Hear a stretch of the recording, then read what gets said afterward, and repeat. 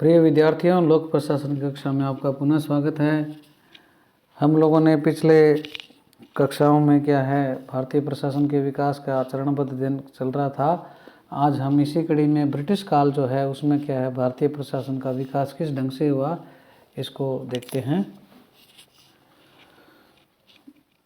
जैसा कि छोटी कक्षाओं में आप पढ़ चुके हैं कि ब्रिटिश काल जो है उसका शासन जो है शुरुआत में क्या ईस्ट इंडिया कंपनी के माध्यम से प्रारंभ हुआ था। 31 दिसंबर सन 1600 क्या है 1600 को एक राजलेख के द्वारा क्या है ताज के द्वारा इनको क्या अनुमति प्राप्त हुई थी और सर टॉमस रो और उनके साथी व्यापारी विलियम फ्रेंच को क्या है जहांगीर से क्या है व्यापार करने की अनुमति प्राप्त हो गई थी। और यहाँ की राजनीतिक, भौगोलिक, सामाजिक, सामरिक स्थितियों से क्या अंग्रेज जल्दी ही परिचित होने लगे थे। बंगाल के तट पर इनका रखा गया जो पहला कदम शीघ्र ही संपूर्ण भारत में क्या है फैल गया। आरंभ में क्या है कंपनी के शासन को चलाने के लिए क्या है ब्रिटिश संसद के द्वारा नियंत्रक मंडल जिसको बोर्ड ऑफ कंट्रोल तथा कंपनी के अंशधारियों के द्वारा जो नामित था उसको क्या है बोर्ड ऑफ डायरेक्टर कहते थे। इनके द्वारा क्या है संचालन किया जाता था। यानी दो एजेंसियां थी, एक तो क्या है नियंत्रक मंडल और एक निदेशक मंडल। ये दो क्या है कंपनी के शासन को क्या है नियंत्रित या संचालित करती थी। और यदि हम इस डायग्राम को देखें तो ब्रिटिश ताज जो है महारानी है वो क्या है सर्वोच्च नियंत्रक एजेंसी थी और उसके अधीन क्या है संसद जो थी।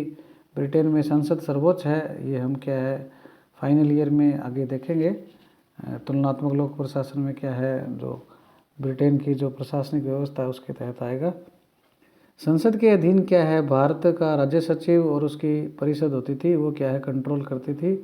और भारत के राज्य सचिव जो थे वो क्या है ब्रिटिश संसद के कैबिनेट के मेंबर थे और वो क्या ब्रिटेन में ही संसद में बैठते थे। तो वो क्या है उनके अधीन एक वो पद है गवर्नर जनरल या वायसराय क्या है। ये क्या है अलग अलग समय में क्या है इनके नाम बदलते रहे हैं। तो ये एक पद था वो क्या है ब्रिटिश भारत को क्या है ये मतलब यहाँ भारत में ही रहते थे और उसको संभालते थे। और उनके अधीन क्या है मंत्री परिषद थी और इसमें क्या है 3 प्रकार की कैटेगरी हैं जो क्या है एक तो विधानमंडल है जो प्रांतों से संबंधित है और एक केंद्रीय सचिवालय है और एक संघीय न्यायालय है। तो इस प्रकार से क्या ये 3 एजेंसियां थी, इनके माध्यम से क्या है गवर्नर जनरल या वायसराय जो हैं वो ब्रिटिश भारत पर क्या अपना नियंत्रण करते थे। संघीय न्यायालय जो हैं वो आगे उच्च न्यायालय और जिला न्यायालय में विभाजित था। केंद्रीय सचिवालय में क्या है लोक सेवाओं के माध्यम से क्या है कार्य को संपन्न किया जाता था और उसमें क्या है अलग अलग विभाग थे सचिवालय में।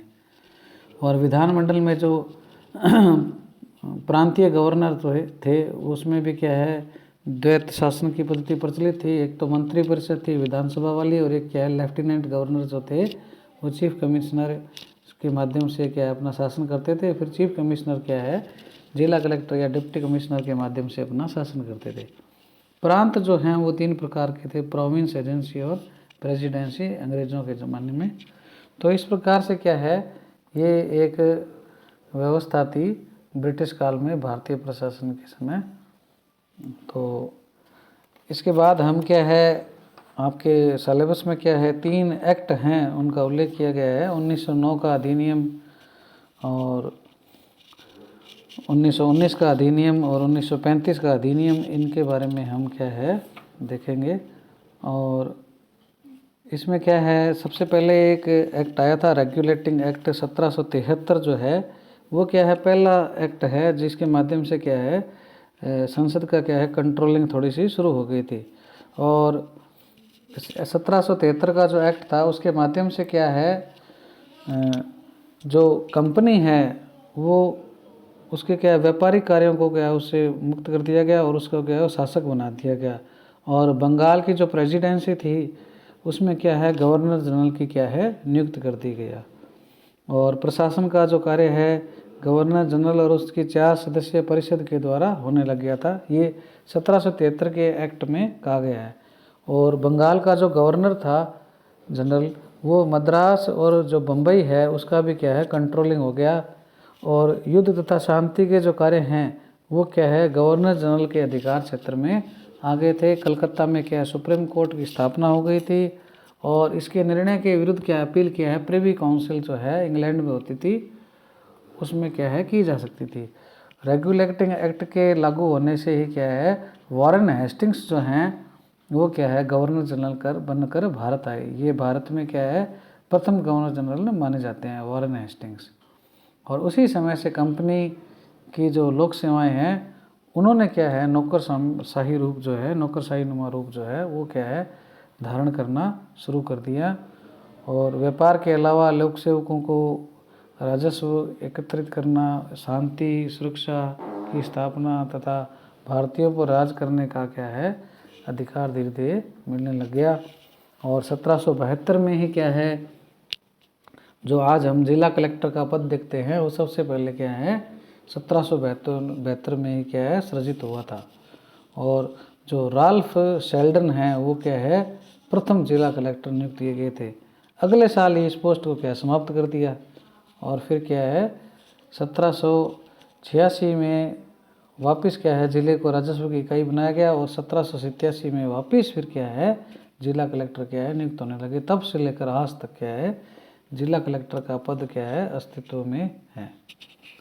तो इस प्रकार से क्या है ये मोटा मोटी थोड़ी सी ब्रिटिश जो कालीन भारतीय प्रशासन है उसकी जानकारी है।